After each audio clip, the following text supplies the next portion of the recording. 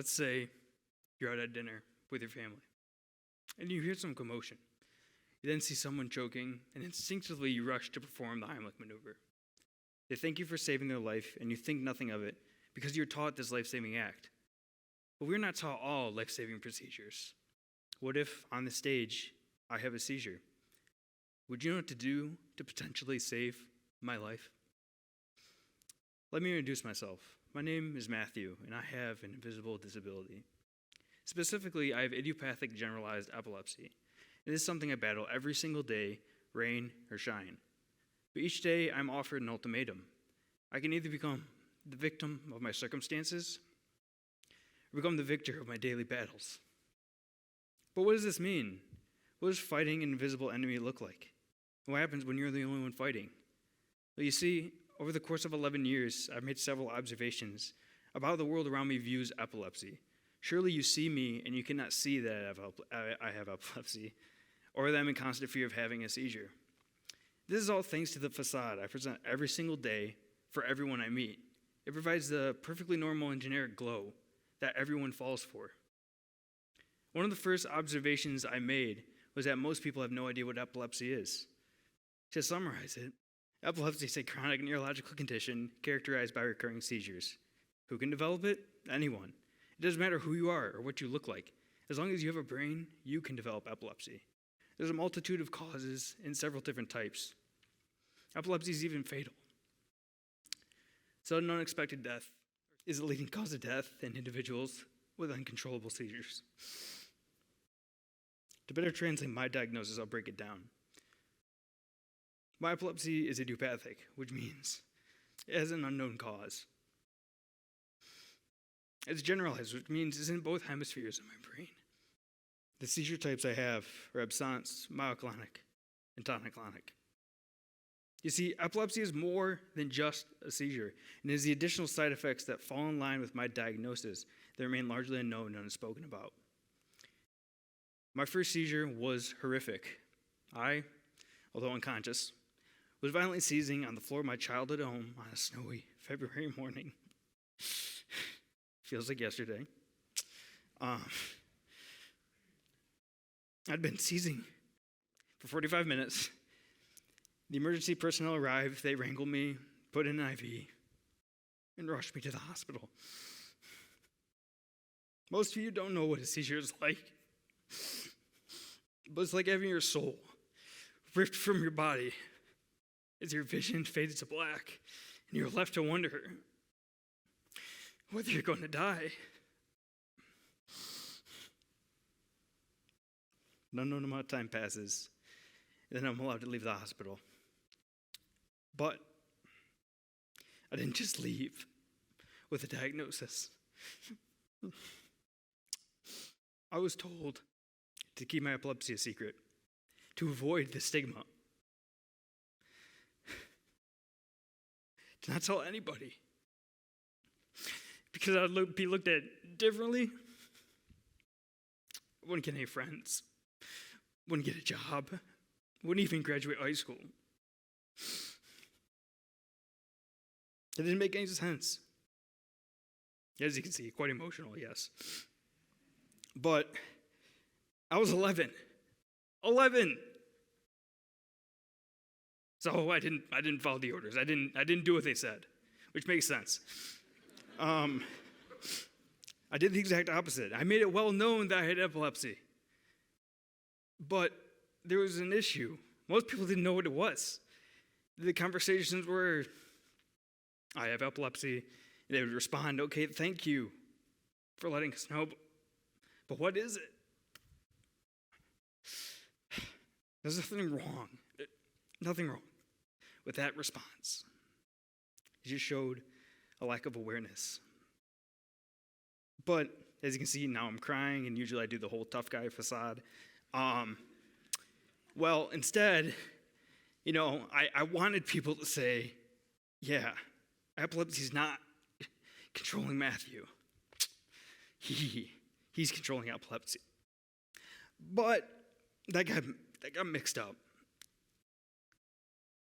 Instead, people didn't see what I was going through. Instead, It said, epilepsy must not be that bad. He looks completely fine. As you can see, and people who watch the video see it, it's actually not that bad. It's worse than what Matthew's trying to portray. But no one understood, right? Well, let them understand. In high school, I had a tonic-clonic seizure in class. Now that's the one where it's a full-blown spazzing on the ground, unconscious. And this is what it took. It came at a price. I was looked at differently ever since. So what are you doing here? You're sick. Kind of look. I don't look sick. I don't. Well, that's what it was. It took watching me have a seizure for people to ask me more about epilepsy. It took watching me convulse in a chair, on a desk, and then onto the ground. For people to ask if I was afraid. I am. Every day. Every single day. So what's every day? Well, talk about every day. Every single day. We all have our routines that help us with our daily life. Crying's not one of them. I usually don't do this, I promise. It's a good way for a buffer, right? But every single day with epilepsy is not like every single day living normally. It's not.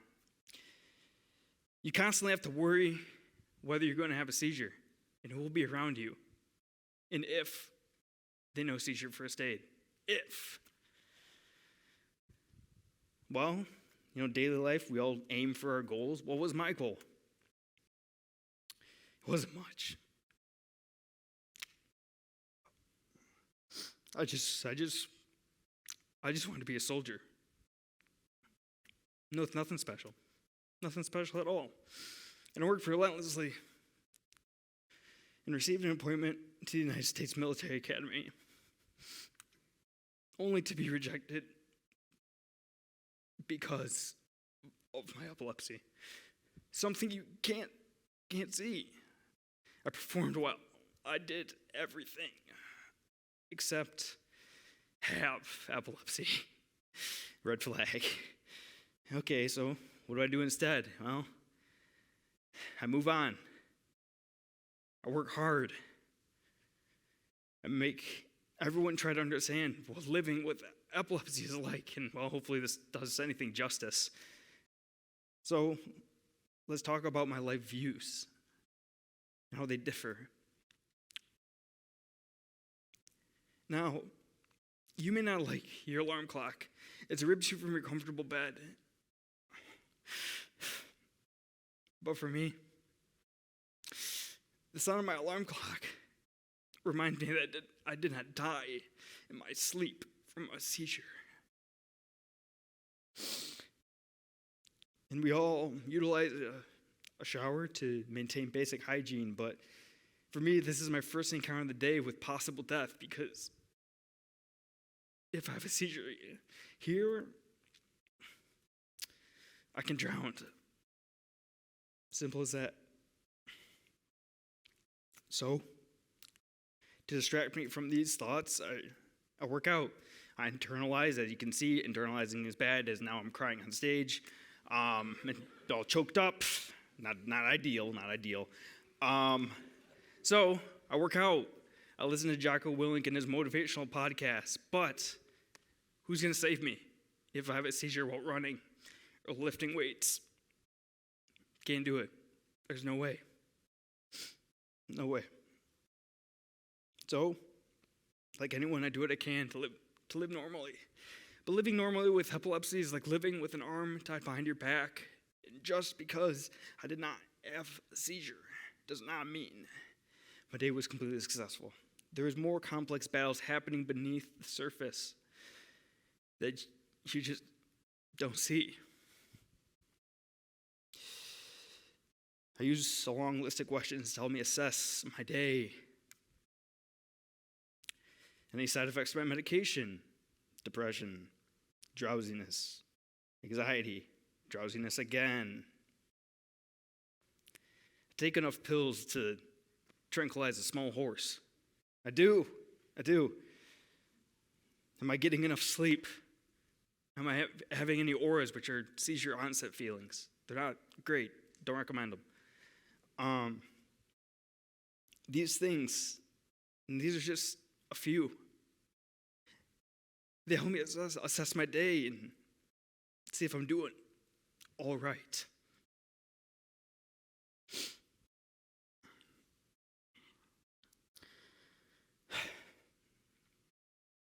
Now, I've had a multitude of successes and failures throughout my 11 years battling epilepsy, failures being a seizure. But each day is a fight with the unknown, is fisticuffs with an invisible enemy, is dancing with death for simple tasks such as taking a shower,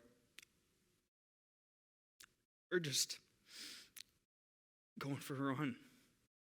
And in these small successes and failures, you think the winning the battles allows you to win the war, but you'd be wrong.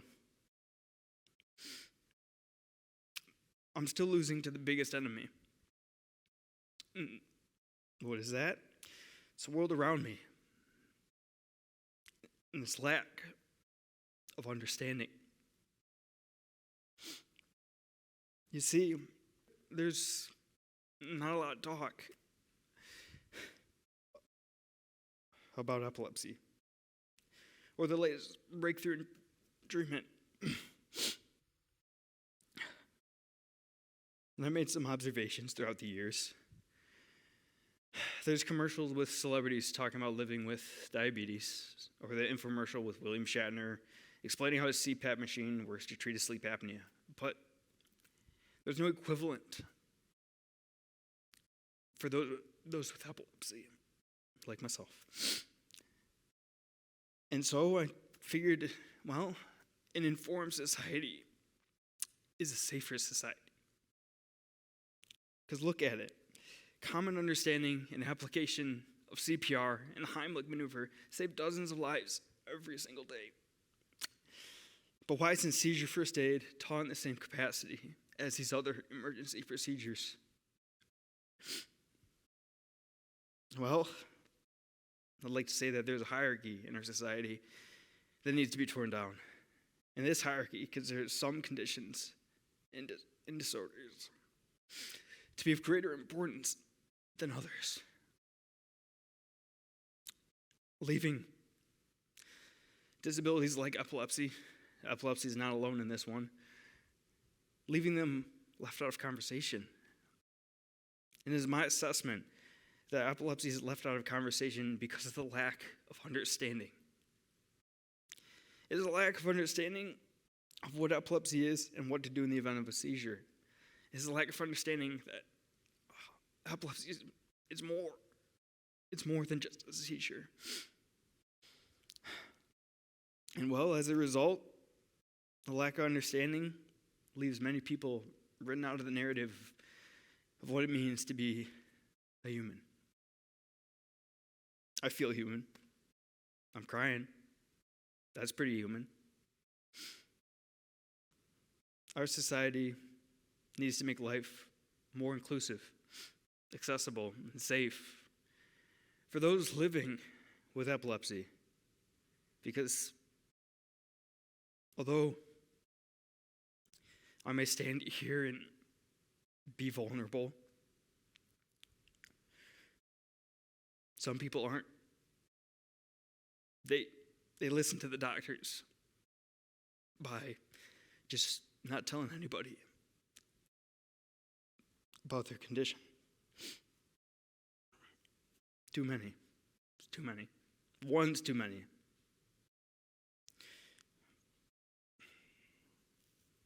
So, what can we do? Not much. We can listen. We can understand. That's right. We can understand. Let what I've said here motivate you to continue the conversation. Reach out. Talk to someone. Anyone. Talk about epilepsy. You might know someone that might know someone. It might be a family member. They'll explain what living with it's like. They'll explain the ups, the downs. And no matter how many times someone explains what it's like to have a seizure, you'll never understand. You don't even understand right now, unless you've seen me have a seizure, which is probably just my parents right now. Thank you, parents. But it's the scariest thing. Nothing can compare. So, let me say again, what can we do?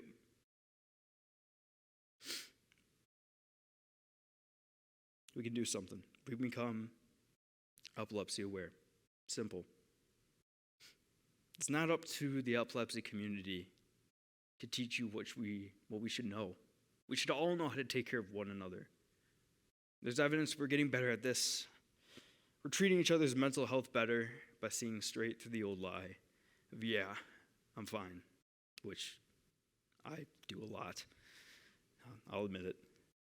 But this is evidence.